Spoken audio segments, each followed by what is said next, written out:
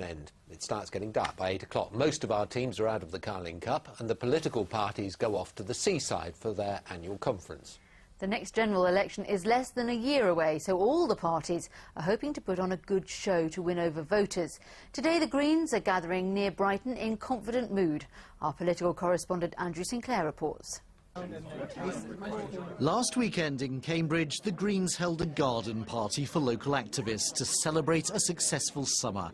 Their first seat on the county council, more votes than the Labour Party at the local elections. And now they think they're in with a chance of winning here at the next general election. People, I think, see the three main parties as forming a very tight consensus in the centre ground now.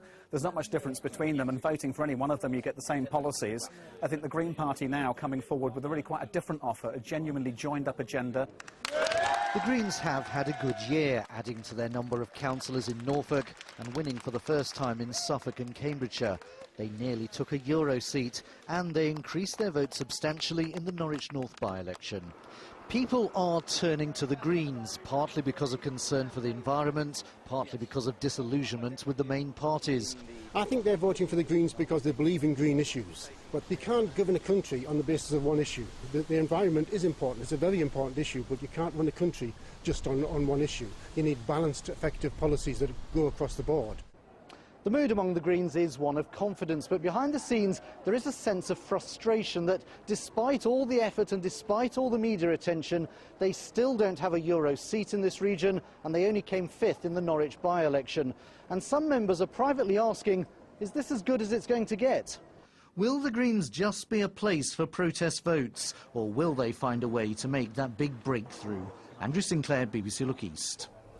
Well, earlier I spoke to Adrian Ramsay, deputy leader of the Green Party, who's in Brighton for the conference. I put it to him that despite the upbeat words, he must be disappointed the party didn't have more success in the region this year. I'm very pleased with how we've done in the Eastern region in 2009. We now have councillors in most counties of the region. In Norwich we finished first both in local elections and in the European election level. And yes, it was disappointing to miss out by quite a small margin in getting the European seat in the region. But we're now working very hard to make a breakthrough in Norwich South at the general election. But you talk about the Norwich North by-election, you actually came fifth behind UKIP.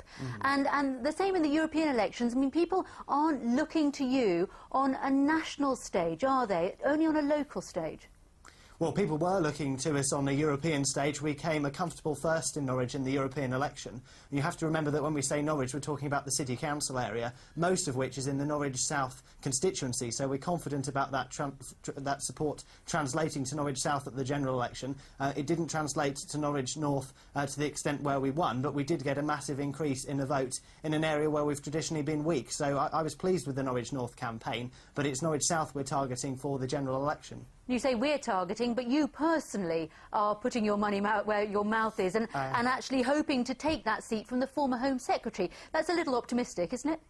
Well, it's certainly a challenge, but we desperately need a Green voice in Westminster, whether it's on the economy, on public services or on tackling climate change. Greens have a distinctive voice. We want to reform Parliament, have a cleaner approach to politics. People have looked to us at a local level. We've shown that we're a strong challenger, and when it comes to the general election, Norwich is one of our best prospects in the country for that breakthrough. Aren't you worried, really, that you are just a protest vote, and in a general election people will return to the main parties? At a general election, the important thing to remember is people are electing their local MP, and I don't want to have a situation where the complacency we've seen in this Parliament goes unchallenged. We need Green voices in there, and we need to look to places like Norwich, where we're very strong, to make that breakthrough, because we're already ahead on local election vote share quite substantially in the constituency. We've got an excellent chance to defeat Labour and get a Green in. In many parts of the country, it's Labour versus the Tories. That's not the case in Norwich or the places where the Greens are strong. Adrian Ramsay, thank you very much. Thank you. And so you know, we will have full coverage on Look East of all the main party conferences, and there's more in-depth coverage on our sister programme, The Politics Show, which returns on September the 13th. Now, 70 years ago today, at exactly 11:15 in the morning, the Prime Minister addressed the country on the radio. Neville Chamberlain ended his statement with the words, "This country is at war with Germany." Imagine the reaction for everybody on our military bases across this region. Everything was about to change, and those changes are the subject of a new exhibition at the Imperial War Museum at Duxford. The photographs show just how the RAF station was transformed. This report from Anjana Gadgil. This was the scene in Duxford at 11:15 on September the 3rd, 1939. This morning, the British ambassador in Berlin handed the German government, and that consequently this country is at war with Germany. It was a point where Duxford embarked on, 5 long years of war, and it was a key point in the lives of many of the men who served here. There'll be bluebirds over the white cliffs of Dover. The RAF had been preparing for war here throughout the 1930s. Now they were forced into action. Duxford was home to the Spitfire, which played a vital part in the Allied war effort, but not all of the pilots returned. A lot were captured, several were wounded, and of course a lot were killed. And of course if you go to places like Wickersford Churchyard and that, you'll still see the graves of airmen who were killed. Duxford's famous for being a Second World War station, and this day, 70 years ago, marked a momentous transition between peace and war. It's not a celebration of the outbreak of war, but a chance to see how it changed people's lives 70 years ago. Anjana Gadgil for BBC Look East in Duxford.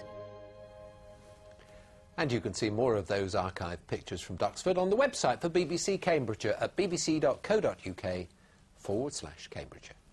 Julie's got a very big garden to show us. Very big, a bit of an understatement actually. Yes, the garden at Barnard's farm in Essex is 40 acres and also holds the national collection of crabapples. I'm Bernard Holmes, and Sylvia and myself have lived here for 30 years. The garden is a mixture of a plantsman's garden and a sculpture garden. We're actually not in the prettiest part of Essex. We've got a main road, railway and pylons that crisscross us. And so where you put things, particularly trees, which we've planted 60,000 of, is very important. And if you've seen good views here, it's a result of actually closing out bad views.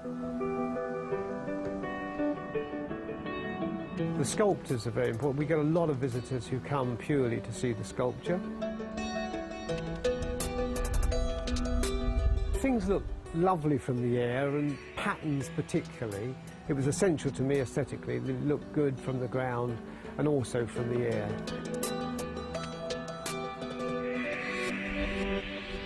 We found that crabapples like to grow here.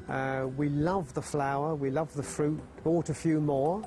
And like a lot of hobbies and collections, it grew like topsy, with about 600 trees to it.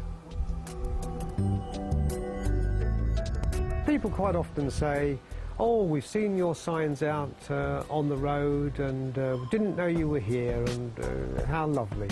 So the pleasure is sharing it, and actually, I suppose, having what we've created being admired.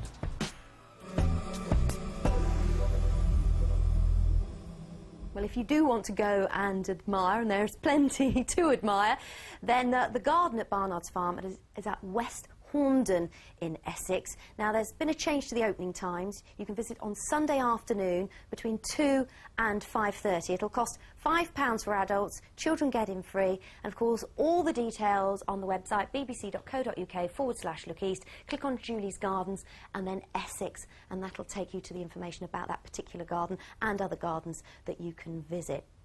Now today it's been pretty windy for everybody, as you can see from these pictures from Eltersley in Cambridgeshire. So it was a rather blustery day to return to school for these children. Not everybody went back today, but these ones certainly seemed very, very keen to get over the boundary, the school boundary. There we go.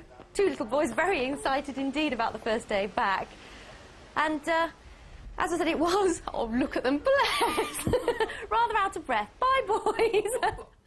Gusts today, those winds, well, 45 miles per hour generally inland. We've had gusts of 50 miles per hour on parts of the coast.